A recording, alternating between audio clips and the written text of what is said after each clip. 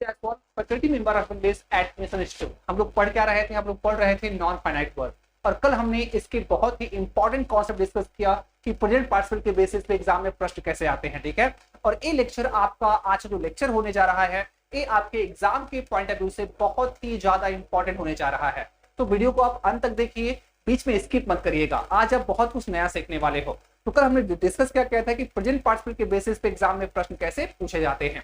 आइए जहां से कल हम स्टॉप किए थे वहीं से स्टार्ट भी कर देते हैं। ओके, हम ये सीख रहे थे कि हमारे कभी कभी ऐसा क्या होता है कि जो दो अलग अलग सेंटेंस होते हैं जिनको जोड़ना रहता है प्रेजेंट पार्टिसिपल से, उनमें कोई चीज कॉमन नहीं होती। दोनों के सब्जेक्ट्स अलग होते हैं, उनके प्रेडिकेट्स अलग होते हैं, लेकिन कुछ चीजें उनमें क्या होती हैं, उनमें रीजन और रिजल्ट और कॉज और इफेक्ट का यूज किया गया होता है। रीजन और रिजल्ट का मतलब क्या है कि आइए सेंटेंस से हम समझते हैं। समझते हैं, it was Sunday, it was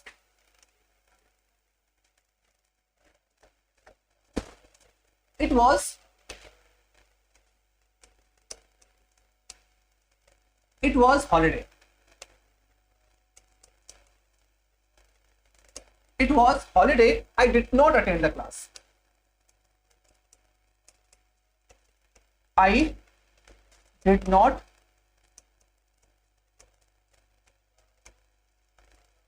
attend the class. बातें समझ में आ रही हैं। It was holiday, I did not attend the class. Okay, छुट्टी थी, मैंने क्लास अटेंड नहीं की। अब देखिए, मैंने क्लास अटेंड नहीं की, मैंने क्लास अटेंड क्यों नहीं की, इसकी वजह जानना, राइट, इसकी मुझे वजह जानना है। तो मैंने क्लास अटेंड क्यों नहीं की, इसका मतलब क्या है कि संडे था। तो यहाँ पे दोनों सेंटेंस में कोई सिमिलरिटी नहीं है, फिर भी मैंने क्लास अटेंड क्यों नहीं की, इसकी वजह क्या है, it was Sunday.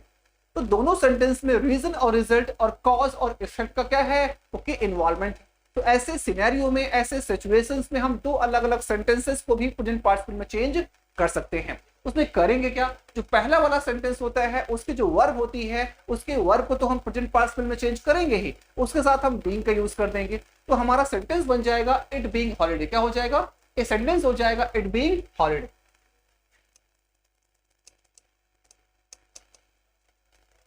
It being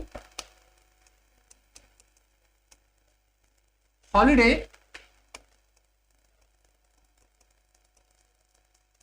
I did not attend the class. इसका मतलब क्या होगा, it being holiday I did not attend the class. इसका मतलब क्या है, छुट्टी होने पर मैंने क्लास अटेंड नहीं की। और इसे कहा जाता है नॉमिनेटिव एब्सोल्यूट, राइट। इसे क्या बोलते हैं, इसे कहा जाता है nominative absolute.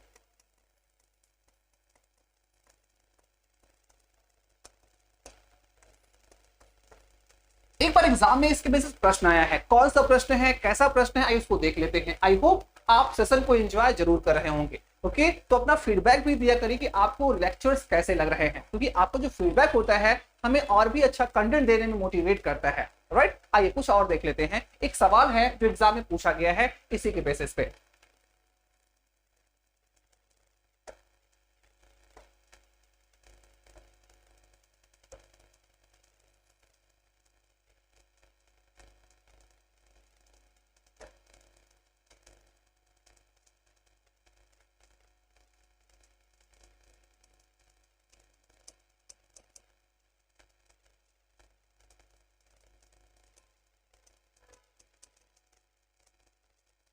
Being holiday today.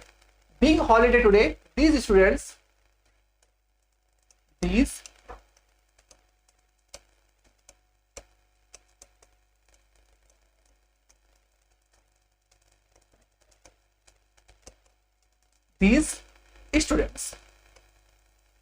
being holiday today, these students did not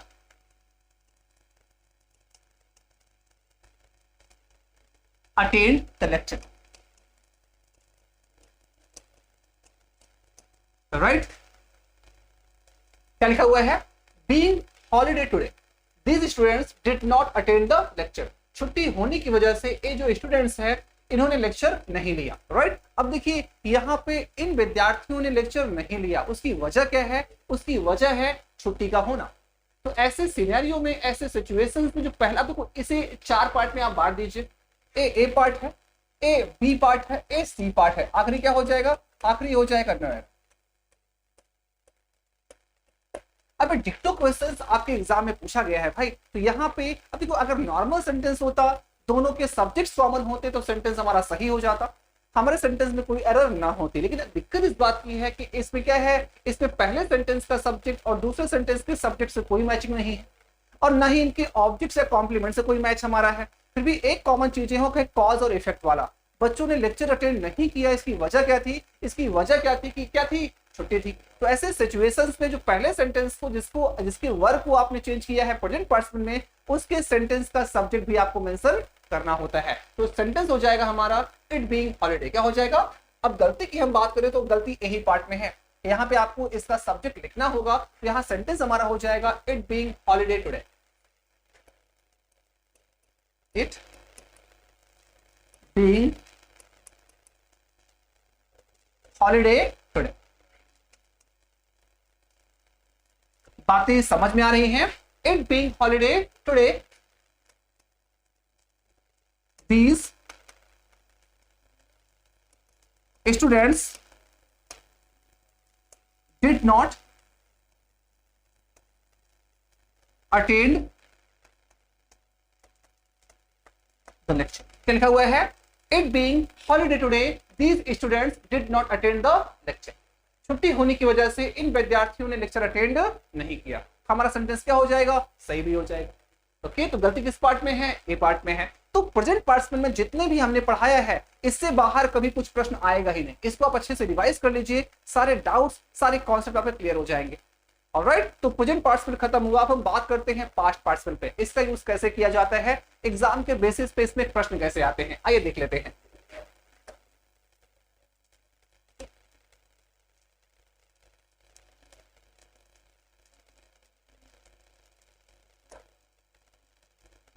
हम बात करते हैं पास्ट पार्टिसिपल की।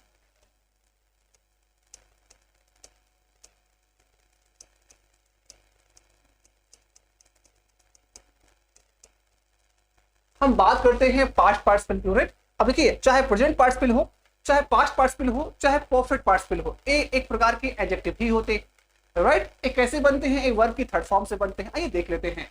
Right, it is made of third form of the verb। It is made of third form of the verb and used as an adjective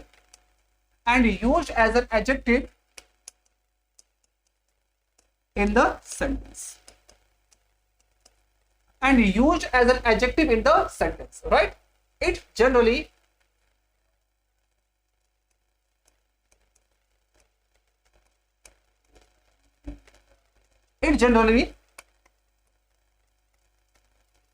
conveys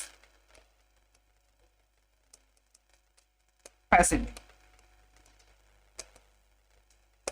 इन सब basics का आपको याद रखना है, ध्यान दीजिएगा, यहीं से एग्जाम में आपके क्वेश्चंस आएंगे और यहीं से आपका जो कॉन्सेप्ट है वो भी क्लियर होगा। क्या लिखा है, it is made of third form of the verb. ये third form of the verb से बने होते हैं, used as an adjective, sentence में यूज किए जाते हैं एडजेक्टिव की तरह, और ये सामान्यतः पैसिव मीनिंग कन्वे करते हैं।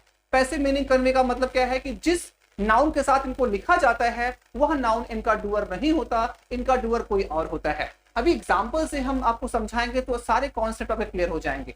इसे आप कॉपी पेन लीजिए, इसे आप नोट डाउन भी कर लीजिए। ठीक है, आइए आगे चलते हैं, एग्जाम्पल देखते हैं इनका।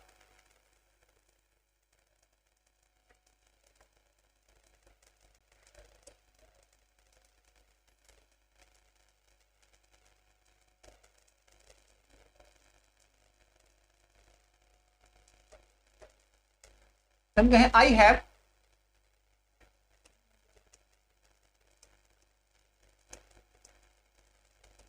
some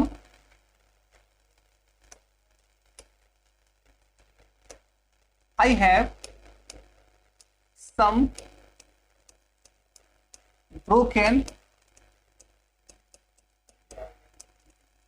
furniture in my room। क्या लिखा हुआ है? I have some broken furniture in my room. मेरे कमरे में कुछ टूटे हुए क्या है? फर्नीचर है। आइए इनको समझ लेते हैं। देखिए यहाँ पे जो ब्रोकन है, ब्रोकन के साथ जो नाउन लिखा है, हमने कहा ना कि पास्ट पार्टिसिपल का यूज जिस नाउन के साथ किया जाता है वह नाउन इनका डूअर नहीं होता। आपको ये ध्यान देना है कि जब वो नाउन ए फर्नीचर इस ब्रेक का डूअर थोड़ी ना है। ब्रेक करने वाला काम फर्नीचर नहीं किया है, बल्कि फर्नीचर को ब्रेक किया गया है ना। तो कहीं ना कहीं क्या कर रहा है? जो ब्रोकन शब्द है एक पैसिव मीनिंग कन्वे कर रहा है।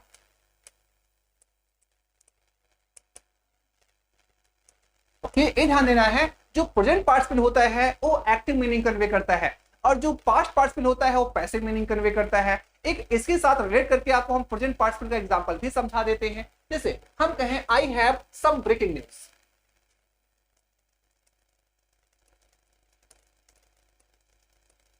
I have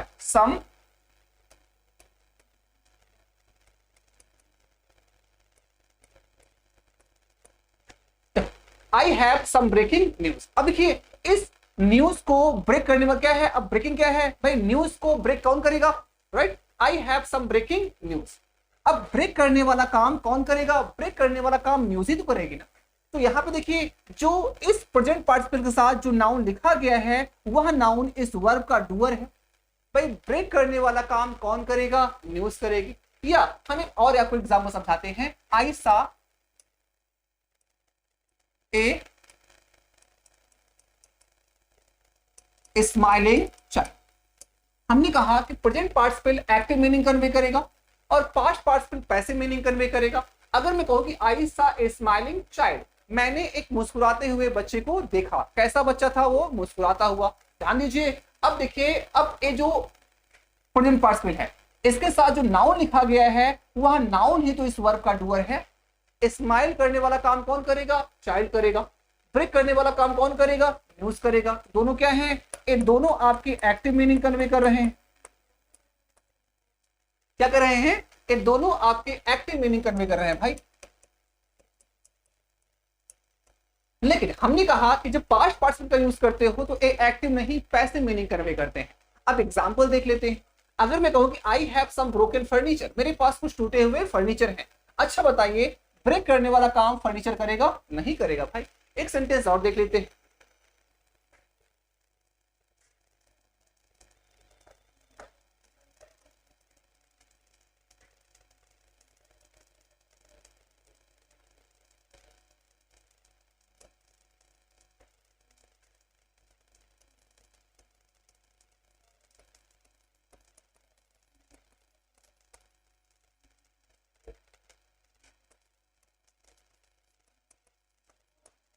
आई सा एन इंजर्ड सोल्जर। ध्यान दीजिए, मैंने एक घायल सैनिक को देखा।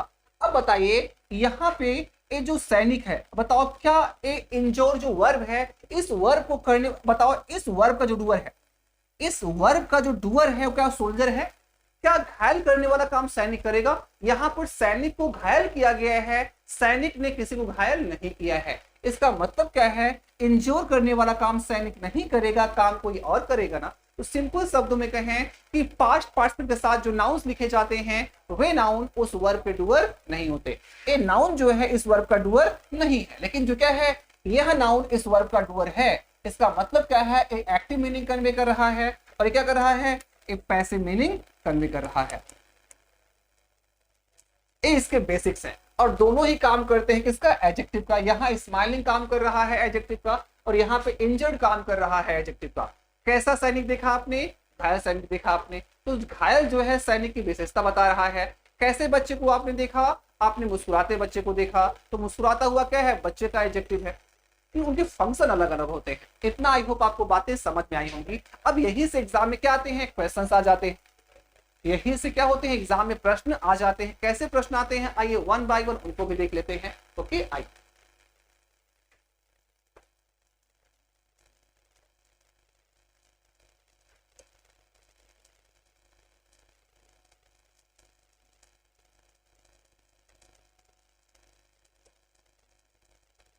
जैसे अगर हम कहें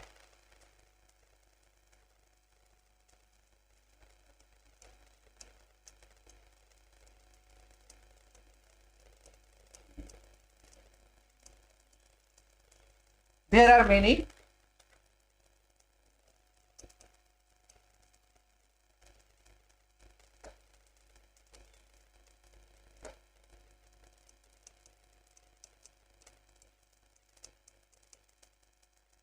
there are many interesting students.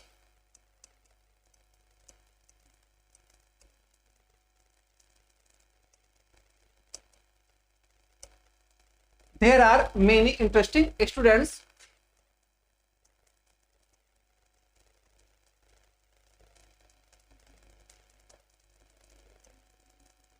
who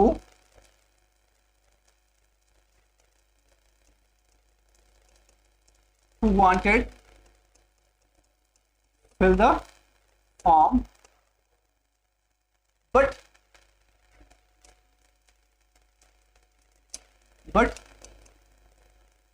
they did not have enough money. क्या लिखा हुआ है? There are many interesting students who wanted to fill the form but they did not have enough money. ये आपके एग्जाम में पूछा गया प्रश्न है। ये पहले पार्ट में है, ये पहला पार्ट है, ये दूसरा पार्ट है और ये क्या है? तीसरा पार्ट है। आखिरी क्या हो जाएगा? आखिरी हो जाएगा नो। ओके, क्या कह रहा है कि कई सारे इंटरेस्टिंग बच्चे थे जो फॉर्म भरना चाहते थे, लेकिन दिक्कत इस बात की थी कि उनके पास पैसे ही नहीं थे। अब देखिए यहां पर इंटरेस्टिंग स्टूडेंट्स होगा कि इंटरेस्टेड स्टूडेंट्स होगा भाई? अब बताइए, ये जो स्टूडेंट्स हैं, इंटरेस्टिंग करने वाला काम क्या बच्चे करेंगे? नहीं करेंगे भाई। बच्चों को किसी चीज में इंटरेस्ट किया होगा भाई। जैसे आप सिंपल सा देखते हो, आप ये देखते हो ना, I have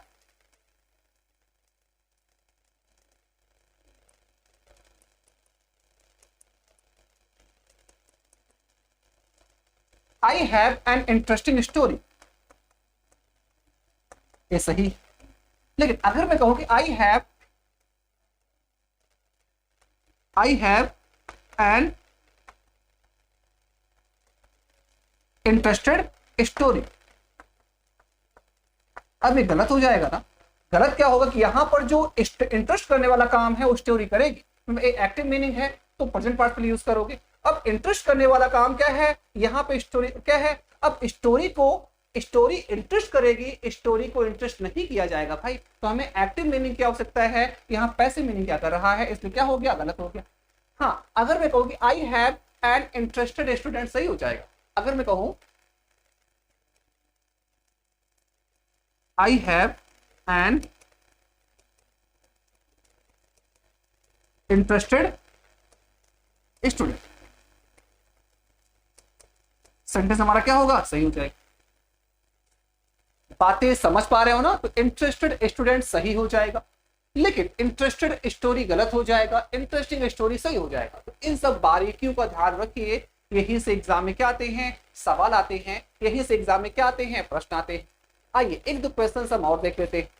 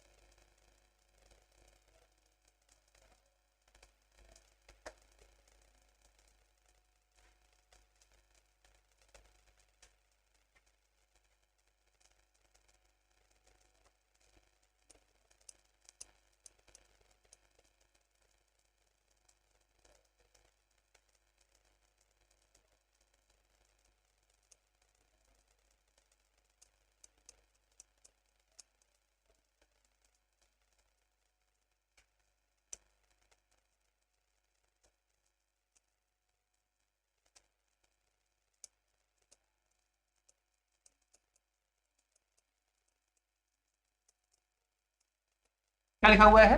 Sarla has some excited news to tell you.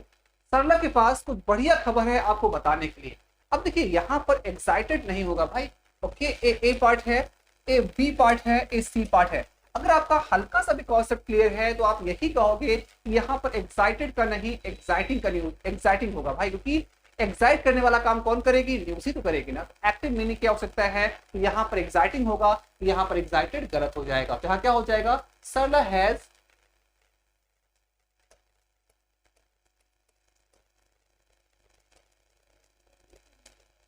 Some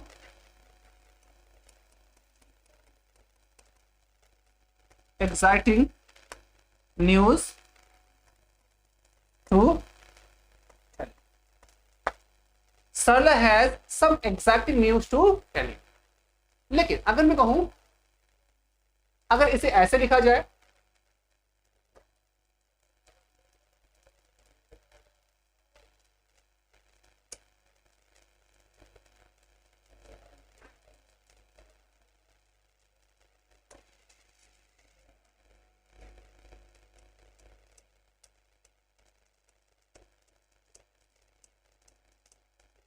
there are many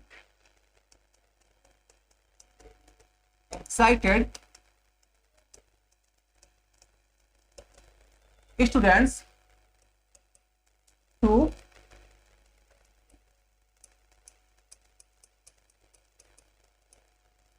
participate in this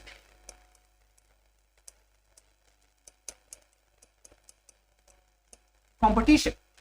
There are many excited students to participate in this competition. अब हमारा सेंटेंस क्या हो जाएगा? सही हो जाएगा। तो इन सब बारीकियों का भी आप ध्यान दीजिए और यही से एग्जाम में क्या आते हैं? क्वेश्चंस आ जाते हैं। तो आई होप आपको प्रेजेंट पार्टिसिपल का यूज और पास्ट पार्टिसिपल का यूज समझ में अच्छे से आया होगा। अब हम डिस्कस करते हैं परफेक्ट पार्टिसिपल। क्या करते हैं?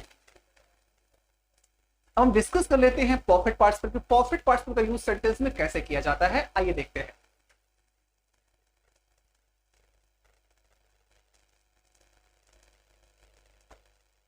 तीसरा क्या है? तीसरा है परफेक्ट पार्टिसिपल।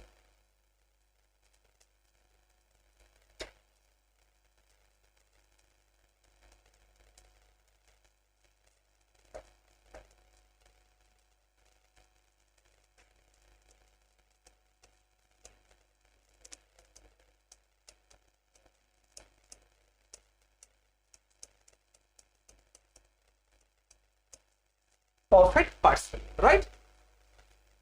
अब ये समझते हैं ये कैसे बनता है। ये हैविंग के साथ थर्ड फॉर्म का यूज करने से बनता है। It is made of having plus verb की थर्ड फॉर्म। आइए देखते हैं। It is made of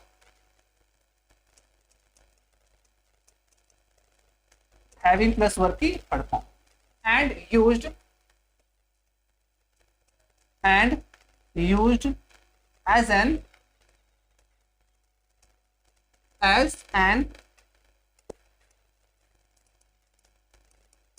adjective in the sentence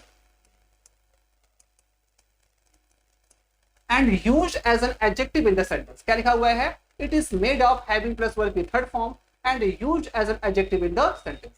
ये having plus verb की थर्ड फॉर्म से बनते हैं और इनका यूज सेंटेंस में कैसे किया जाता है? एज एन एडजेक्टिव किया जाता है।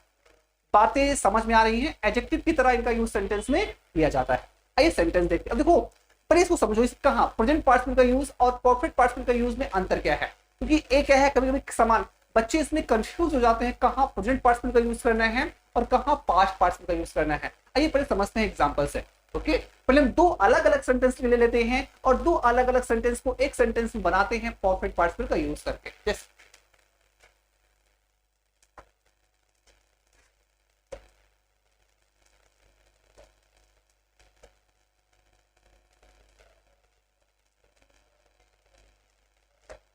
का है सरला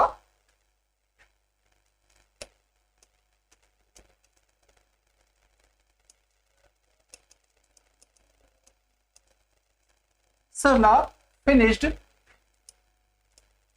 her household work। Sarla finished her household work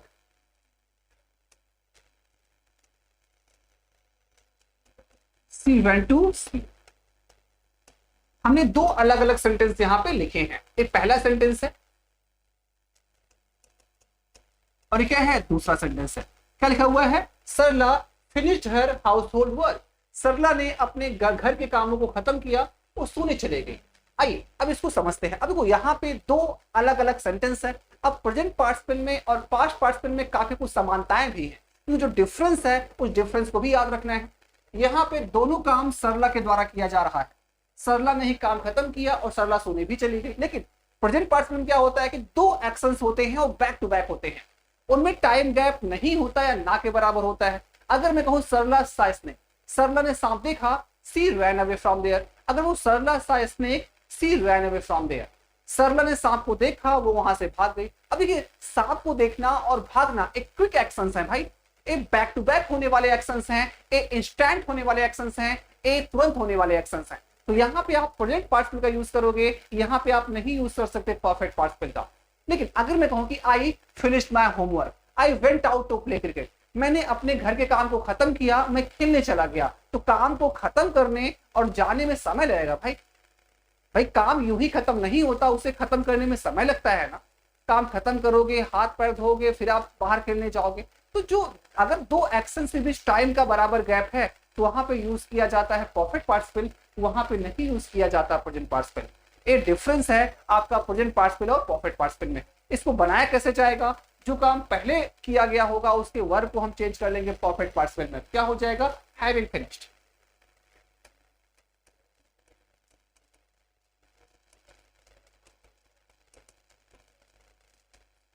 having finished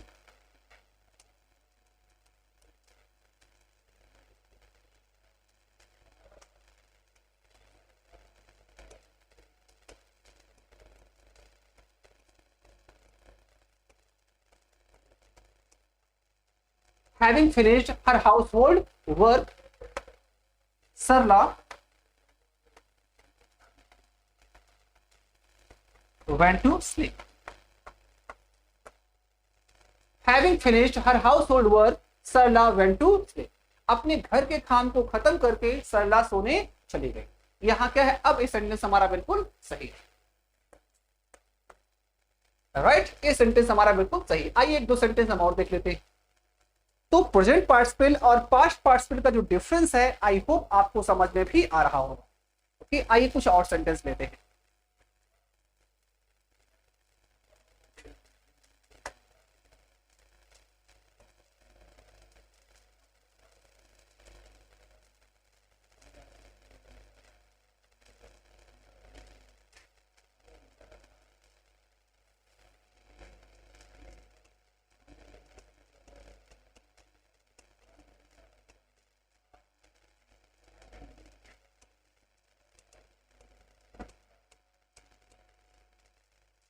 Ravi did all his work. Ravi did all his work.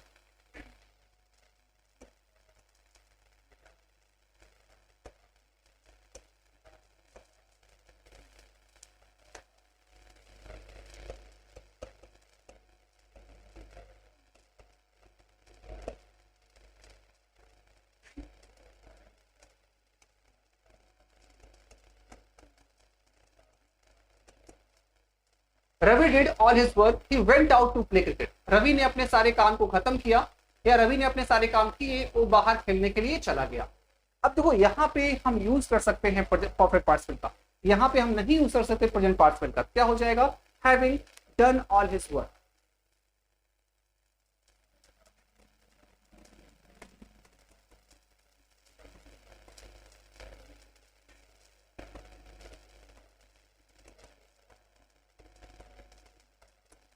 Having done all his work, अब यहां क्या हो जाएगा, रवि हो जाएगा।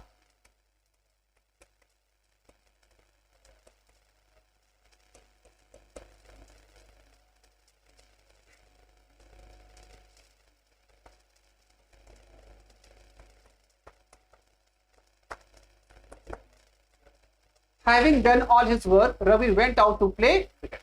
अपने सारे काम को खत्म करके रवि क्या हुआ, बाहर खेलने चला गया। समझ में आ रहा है? आई होप ये सारी चीजें आपको जरूर समझ में आ रही होंगी। ठीक है, अब देखिए ये समझते हैं इनके बेसिस पे प्रश्न कैसे आते हैं कि हमारा जो अल्टीमेट एम क्या है। हमारा अल्टीमेट एम इंग्लिश से पीएचडी करना नहीं है, हमारा अल्टीमेट एम एग्जाम को क्लियर करना है। तो आइए अब समझते हैं कि एग्जाम के बेसिस पे इसके प्रश्न कैसे पूछे जाते हैं। ओके चलिए।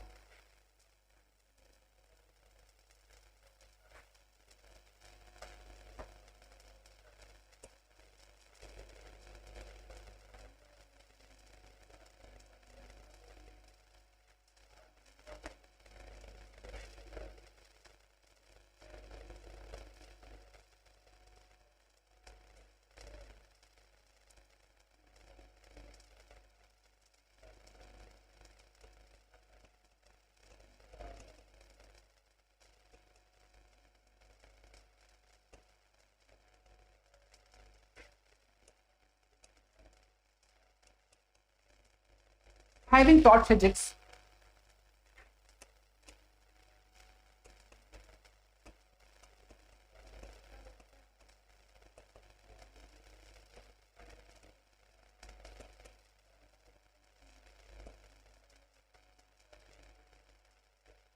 सेंटेंस क्या लिखा हुआ है? सेंटेंस लिखा है having taught physics all the students went home. इसका मतलब क्या है? फिजिक्स पढ़ने के बाद सारे बच्चे घर चले गए। अब ये ए पार्ट है, ए पार्ट है, ए बी पार्ट है, ए सी पार्ट है, आखिरी क्या हो जाएगा? नो। देखिए अगर आपने चीजों को बेसिक से नहीं समझा है, अगर आपने चीजों को समझा नहीं है तो आप इसको सही करके आओगे। तो सेंटेंस क्या है? गलत है। गलत क्या है? आइए इसको पहले एग्जांपल से और देखते हैं। अगर मैं कहूं हैविंग डन हिज वर्क,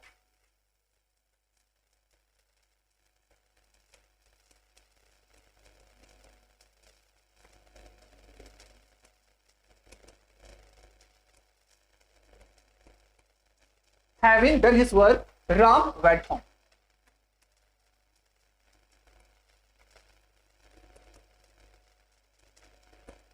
क्या लिखा हुआ है? Having done his work, Ram went home. अपने काम को खत्म करके राम कहां चला गया? राम घर चला गया। ये सेंटेंस हमारा सही है, इसमें कोई दिक्कत नहीं है, क्योंकि यहां पर देखो काम खत्म करने वाला और घर जाने वाला कौन है? राम ही तो है। काम खत्म करने वाला और घर जाने वाला क्या है? राम है। लेकिन क्या यहां पे ऐसा पॉसिबल है? आइए इसको पहले ब्रेक कर लेते हैं। इसको ब्रेक कर, अब देखो इसको तोड़ो, इसको दो सेंटेंस बनाओ तो क्या हो जाएगा?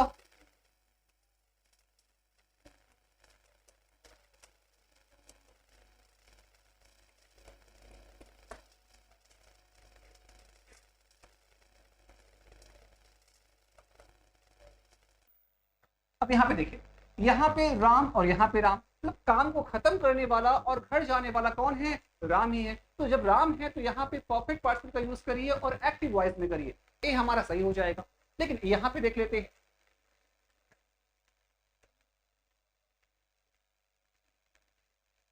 इस हिसाब से इसे होना चाहिए कि स्टूडेंट्स, अब यहाँ पे क्या है? ऑल द स्टूडेंट्स तो है, तो यहाँ पे हो जाएगा all the students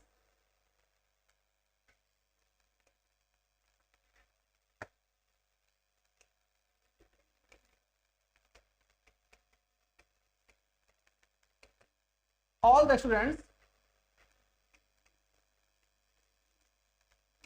taught physics. All the students taught physics. They went home. They went home. अब देखिए आपको पता होगा ये सेंटेंस क्या है? बकवास है कि नहीं? सारे बच्चों ने फिजिक्स पढ़ाया और वो घर चले गए। अरे भाई, बच्चों को फिजिक्स पढ़ाया जाएगा, बच्चे फिजिक्स थोड़ी ना पढ़ाएंगे।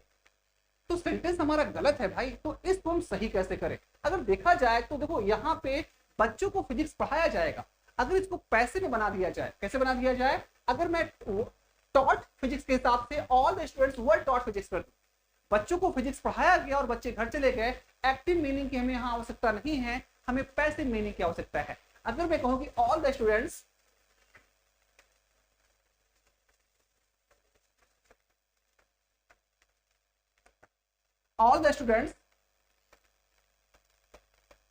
were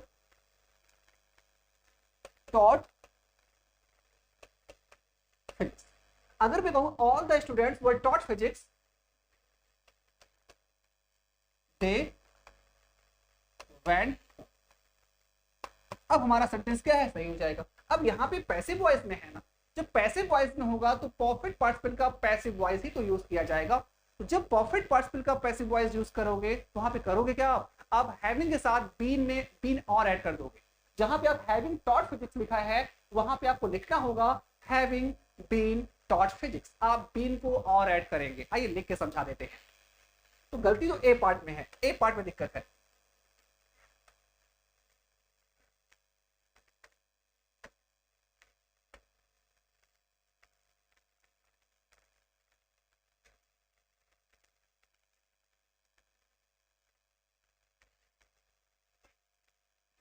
आपका सेंटेंस बनेगा ऑल द स्टूडेंट्स, यहां पे हो जाएगा having been, having been taught, having been taught physics, having been taught physics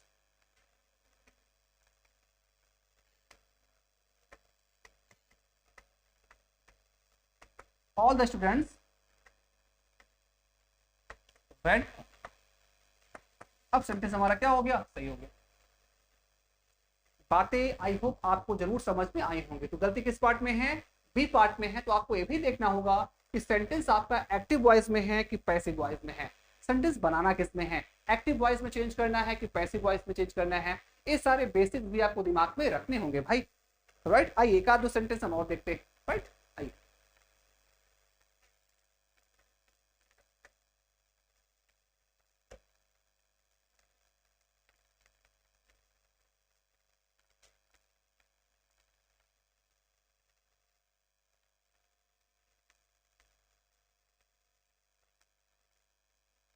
अगर मैं कहूं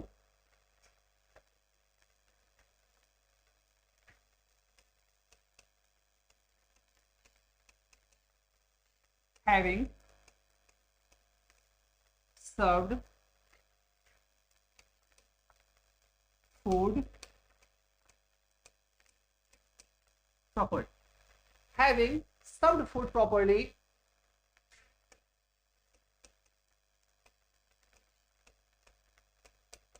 the guest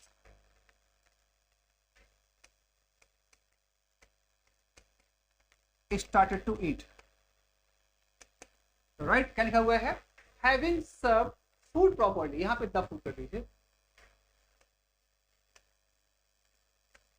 having serve the food properly the guest started to eat. अगर मैं ए बी सी बोलूं, A part, B part, C part, आखिर क्या हो जाएगा, no error.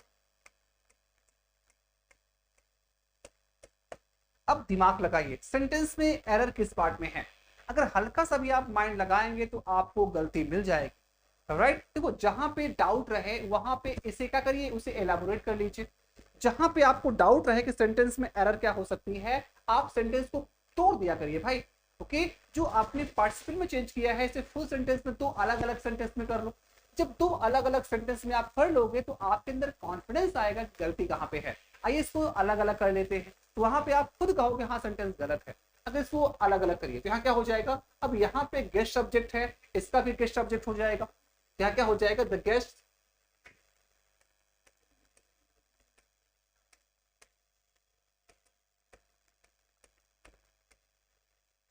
the guests serve the food, the guests serve the food, they started to eat। अब बताइए guest को फूड सर्व किया जाएगा कि गेस्ट को गेस्ट खुद सर्व करेंगे। अरे भाई अगर आपके घर में कोई गेस्ट आए हैं तो आप उन्हें फूड सर्व करोगे, वो खुद फूड सर्व थोड़ी करेंगे। आप आराम करोगे और गेस्ट फूड सर्व करेंगे, ये तो नॉनसेंस बात है भाई। गेस्ट को फूड सर्व किया जाएगा, गेस्ट फूड सर्व नहीं करेंगे। इसका मतलब क्या है कि हमारा जो सेंटेंस होगा वो पैसिव वॉइस में होगा। सेंटेंस आपका पैसिव वॉइस में होगा और आपने क्या किया है, आपने इसे एक्टिव वॉइस में चेंज कर लिया है, तो कहीं ना कहीं एरर है। एरर क्या होगा, अब इसे जो आपने पैसिव वॉइस में एक्टिव वॉइस में लिखा है इसको आपको चेंज करना होगा पैसिव वॉइस में। तो यहाँ क्या हो जाएगा, द गेस्ट। अब इसको ऐसे लिखा जाए तो सेंटेंस हमारा सही हो जाएगा। अगर इसको ऐसे लिखूं,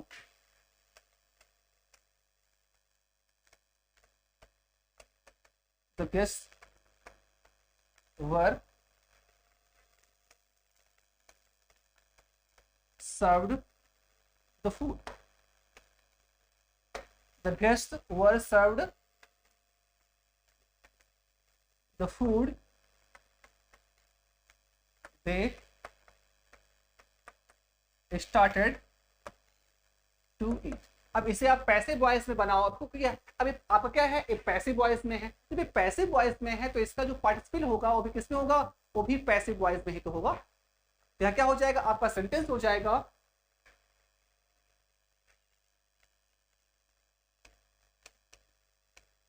यहां लिख देते हैं, ठीक।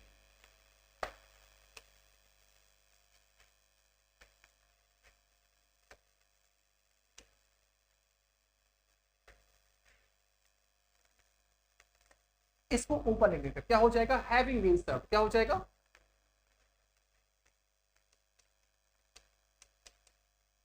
Having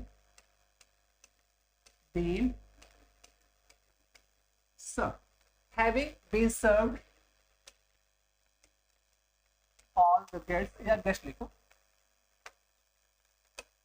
having been served the guests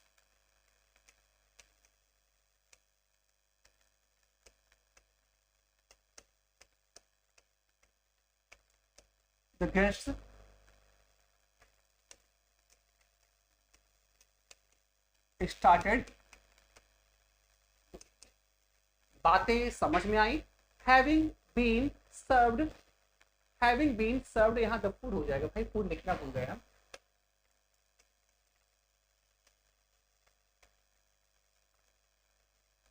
having been served the food the guests started to eat। इसका मतलब क्या है, खाना परोसे जाने के बाद सारे गेस्ट ने क्या किया, खाना शुरू कर दिया। तो हमें ये भी ध्यान देना होता है कि हमारा जो सेंटेंस लिखा है उसे एक्टिव मीनिंग की रिक्वायरमेंट है कि पैसिव मीनिंग की रिक्वायरमेंट है। अगर इन सब बातें आपको नहीं समझ में आती तो आप गलतियां करने के जो चांसेस होते हैं बहुत ज्यादा बढ़ जाते हैं। तो आराम से जहां पे कुछ डाउट हुआ करे आप सेंटेंस को एलैबोरेट कर लिया करो कि हमारा पैसिव वॉइस में है कि एक्टिव वॉइस में है। अगर एक्टिव वॉइस में है तो सो फॉर सो गुड, वहां पे there is no need to change. But अगर पैसिव वॉइस में है तो you have to think over and you have to change it. भाई आपको बदलना जरूरी हो जाएगा वहां पर। ओके, आइए एक आध दो सेंटेंस आउट देखते हैं। और आई होप यह वीडियो आपको जरूर अच्छी लग रही होगी। इसे आप लाइक शेयर और हाँ न्यूज आप इसे आप खुद भी देखिए, और अगर हाँ इससे किसी का भला होता है तो आप वीडियोस को फॉरवर्ड भी किया करिए। इसमें आपका कुछ नहीं जाएगा कि हमारा क्या होता है, हमें मोटिवेशन मिलता है। भाई आइए और देख लेते हैं।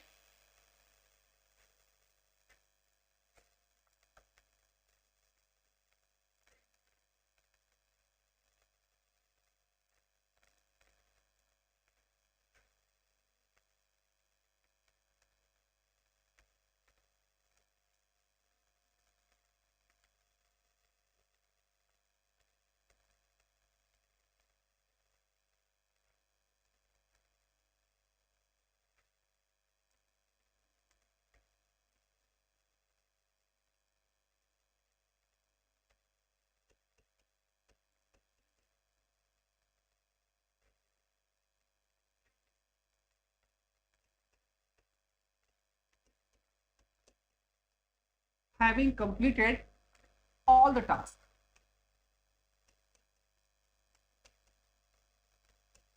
having completed all the tasks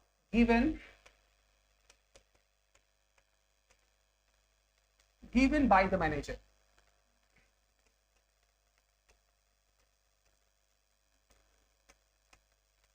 having completed all the tasks given by the manager,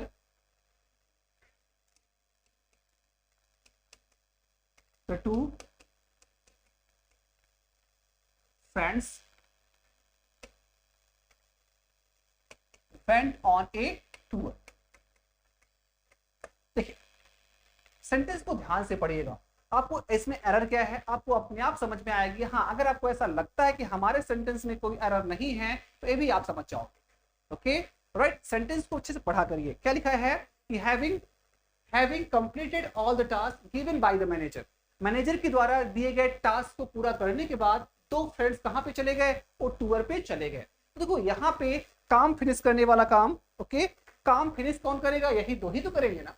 अब क्या है, काम को फिनिश किसने किया, ये दो फ्रेंड्स किए, और टूर पे कौन गया, यही दो फ्रेंड्स गए। तो यहाँ पे कोई एरर नहीं है।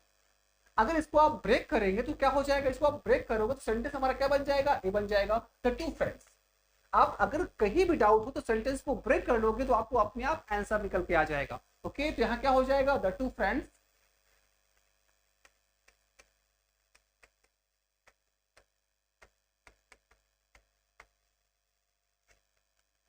Friends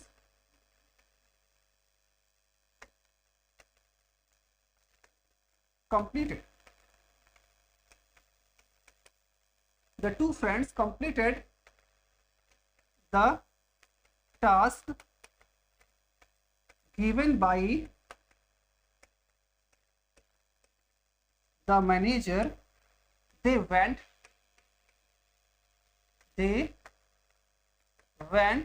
on a tour. हमने क्या किया, हमने दोनों सेंटेंस को ब्रेक कर लिया। अब देखो, दोनों सेंटेंस को ब्रेक करने के बाद हमें ये मालूम चलता है कि दोनों का जो डूअर होता है वो एक्टिव में ही तो है। जब दोनों का डूअर एक्टिव में है और दोनों का डूअर सेम है तो सेंटेंस हमारा कोई एरर नहीं है भाई। इस सेंटेंस में कोई एरर नहीं, ये सेंटेंस क्या है, सही। अब ये सही है, बड़ी कॉन्फिडेंस के साथ हमें कैसे मालूम चला, बड़ी कॉन्फिडेंस के साथ हमें मालूम चला इसे देखने के बाद भाई। इसे हमने क्या कर लिया, ब्रेक कर लिया। इसे ब्रेक करने के बाद हमें ये मालूम चला कि इस सेंटेंस में कोई एरर नहीं है। तो ऐसे ही आप इनको ब्रेक कर लीजिए तो आपको अपने आप पता चल जाएगा। राइट, आइए एक आध दो सेंटेंस और देखते हैं, फिर आज की क्लास हम यहीं पे समाप्त करते हैं। तब तक एक सेंटेंस हम और देख लेते हैं। राइट, और हाँ, ये सब क्वेश्चंस आपके एग्जाम में पूछे गए हैं, इसको हल्के मत लीजिए, इसको आप अच्छे से देखिए। और हाँ, देखने के बाद अगर कोई डाउट होता है कि हाँ हमें इस समझ में नहीं आता है तो आप मुझे कमेंट भी कर सकते हो, आपके सारे डाउट्स को हम सॉल्व करेंगे। ठीक है, आइए इसको एक बार और देख लेते हैं, एक सेंटेंस हम और देखते हैं।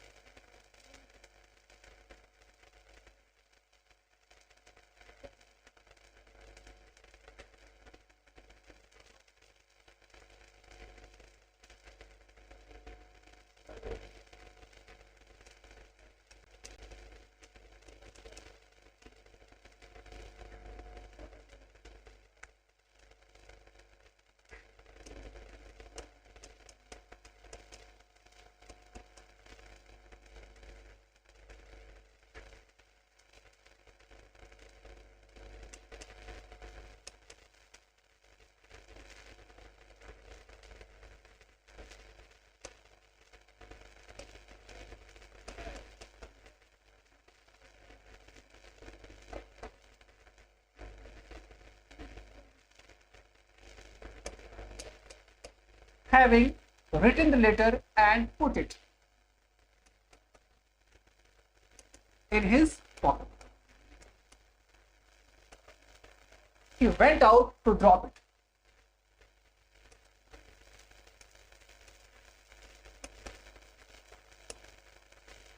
He went out to drop it in the letterbox. In the letter box.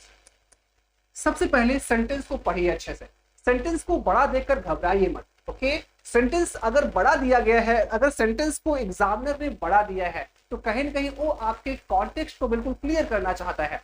आप बच्चे अक्सर कंप्लेन करते हैं सर एग्जाम में सेंटेंस बहुत बड़े बड़े आते हैं। सेंटेंस बड़े बड़े आते हैं आपके कॉन्टेक्स्ट को क्लियर करने के लिए। भाई सेंटेंस जितना बड़ा रहेगा उसका कॉन्टेक्स्ट उतना ज्यादा क्लियर रहेगा, एरर फाइंड आउट करने में उतनी ज्यादा हेल्प मिलती है। तो सेंटेंस को बड़ा देखकर घबराइए मत, अपने बेसिक्स को अप्लाई करिए और सेंटेंस को समझिए, आपको आंसर अपने आप मिल जाएगा। भाई आइए सेंटेंस को हम क्या करते हैं समझते हैं। क्या लिखा है, having written the letter and put it in his pocket. Okay, पत्र को लिख करके और उसे अपने क्या है पॉकेट में डाल कर। वो कहाँ चला गया, वो बाहर चला गया उसे लेटर बॉक्स में ड्रॉप करने के लिए। हमें एक ध्यान देना है, पत्र को लिखने वाला, पत्र को पॉकेट में डालने वाला और बाहर लेटर बॉक्स में उसे ड्रॉप करने वाला, ये तीनों काम किस द्वारा किए जा रहे हैं, ये तीनों काम किए जा रहे हैं इस ही के द्वारा। ये सारे काम कौन कर रहा है, ये सारे काम कर रहा है ही। तो मतलब सारे जो एक्शंस हो रहे हैं वो ही के द्वारा हो रहे हैं। जब सारे एक्शंस ही के द्वारा हो रहे हैं तो ये एक्टिव वॉइस में बनेगा, यहाँ पे बीन लगाने की कोई आवश्यकता नहीं है। और हाँ, आप ध्यान से देखोगे तो ये पाओगे हमारे इस सेंटेंस में कोई एरर नहीं है। ये सेंटेंस क्या है, ये सेंटेंस आपका नो एरर। अब क्या है, हमने बच्चों को अक्सर देखा है बच्चा सही से पढ़ता नहीं है, उसके जो कॉन्सेप्ट होते हैं वो बहुत ज्यादा क्लियर नहीं होते, वो कहीं ना कहीं सेंटेंस में एरर निकाल ही लेता है। एक गलत तरीका है, अगर सेंटेंस में कोई एरर नहीं है तो आप कहाँ जाइए, आप जाइए नो एरर भाई। अगर आपके सेंटेंस में 2-3 सवाल आपके नो एरर के ही रहते हैं, और हाँ हमारा कभी कॉन्सेप्ट, हमारा कभी भी नो एरर वाला सवाल सही नहीं होता। वजह क्या है, सेंटेंस के सही होने पे भी हम कहीं ना कहीं गलती क्या करते हैं, निकाल लेते हैं। तो आई होप आज के लिए इतना ही। ये वीडियो आपको जरूर अच्छी लगी होगी। वीडियो कैसी लगी हमें कमेंट करके जरूर बताइएगा, ओके। और हमारे बेल आइकन को जरूर दबाइए ताकि आने वाले वीडियोस की सारी नोटिफिकेशन आपको मिलती रहे, ओके। हाँ, यह क्लास कैसी लगी, हमने बड़ी मेहनत से आपको क्या है अच्छे कॉन्सेप्ट दिए हैं। क्लास का अपना फीडबैक बेटा जरूर दीजिएगा, ओके। हाँ, हमारे चैनल को अभी तक आपने सब्सक्राइब नहीं किया तो आप सब्सक्राइब जरूर करिए ताकि सारी वीडियोस की नोटिफिकेशन आपको जरूर बराबर मिलती रहे। तो आज के लिए इतना ही, मिलते हैं कुछ बेहतरीन और अच्छे कॉन्सेप्ट के साथ कल इसी समय। Till then bye, take care.